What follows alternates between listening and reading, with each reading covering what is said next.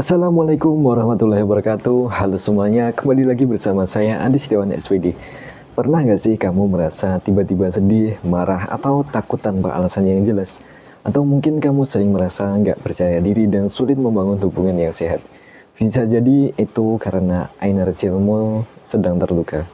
Di video kali ini kita akan bahas tentang inner child, apa itu, kenapa bisa terluka, dan bagaimana cara menyembuhkannya. Yuk simak video ini sampai habis. Pertama, apa itu inner child?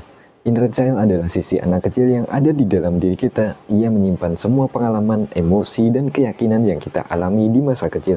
Inner child ini bisa mempengaruhi cara kita berpikir, merasakan, dan berperilaku saat dewasa. Dalam psikologi, inner child merujuk pada bagian dalam diri kita yang mempresentasikan pengalaman, emosi, dan keyakinan yang kita bentuk selama masa kanak-kanak. Inner child ini tetap ada dalam diri kita saat dewasa dan dapat mempengaruhi cara kita memandang diri sendiri, berhubungan dengan orang lain, dan merespon dunia di sekitar kita. Bayangkan inner child sebagai anak kecil di dalam diri kita yang membawa segala kenangan, luka, dan kegembiraan masa lalu. Inner child yang sehat dan bahagia akan membentuk pribadi dewasa yang percaya diri, mampu mengelola emosi dengan baik, dan memiliki hubungan yang sehat. Namun, inner child yang terluka karena pengalaman traumatis atau pola asuh yang kurang tepat dapat menyebabkan berbagai masalah psikologis saat dewasa, seperti kecemasan, depresi, gangguan kepribadian, dan kesulitan dalam membangun hubungan yang sehat. Memahami dan menyembuhkan inner child menjadi fokus penting dalam terapi psikologi. Dengan menyadari dan memproses luka masa lalu, kita dapat memulihkan inner child dan menciptakan kehidupan dewasa yang lebih bahagia dan bermakna. Hal ini melibatkan proses mengenali pola pikir dan perilaku yang berakar dari masa kecil, melepaskan emosi negatif yang terpendam, dan memberikan pengalaman positif yang dapat menyembuhkan luka inner child. Kenapa inner child bisa terluka?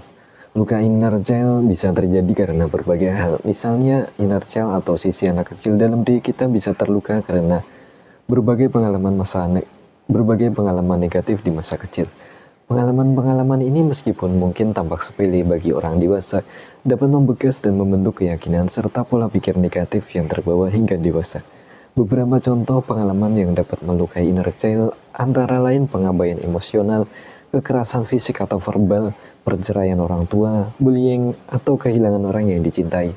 Luka inner child dapat bermanifestasi dalam berbagai bentuk, seperti rasa tidak aman, kurang percaya diri, kesulitan dalam menjalin hubungan, dan pola pikir self-sabotage.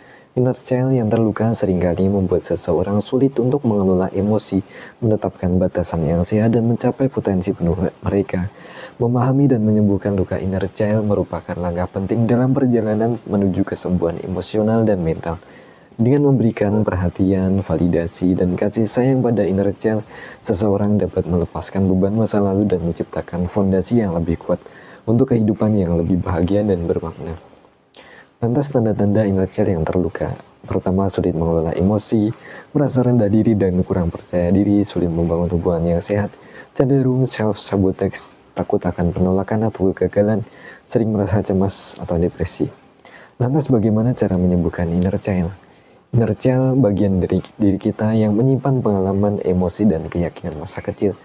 Ia dapat mempengaruhi cara kita berpikir, merasa, dan berperilaku di masa dewasa. Luka inner child seperti trauma, pengabaian, atau pola asuh yang tidak tepat dapat menimbulkan masalah emosional dan perilaku di kemudian hari. Menyembuhkan inner child adalah proses penting untuk mencapai kesehatan mental dan kesejahteraan yang utuh. Proses penyembuhan ini dimulai dengan mengakui dan memvalidasi perasaan serta pengalaman masa kecil. Ini berarti menerima bahwa luka masa lalu itu nyata dan berdampak pada diri kita saat ini. Jangan menghakimi atau menekan emosi yang muncul, biarkan diri merasakan dan memprosesnya dengan penuh kasih sayang. Selanjutnya, berikan kasih sayang dan penerimaan pada sisi inner child kita. Bayangkan diri Anda sebagai anak kecil yang membutuhkan dukungan dan perlindungan. Berikan afirmasi positif seperti kamu berharga, kamu layak untuk dicintai, kamu aman. Lakukan aktivitas yang menyenangkan dan membangkitkan kenangan indah pada masa kecil, seperti bermain, menggambar, mendengarkan musik favorit, menghabiskan waktu di alam. Memaafkan diri sendiri dan orang lain juga merupakan langkah penting dalam penyembuhan inner child. Memaafkan bukan berarti melupakan atau membenarkan kesalahan, tetapi melepaskan beban emosional yang selama ini membebani kita.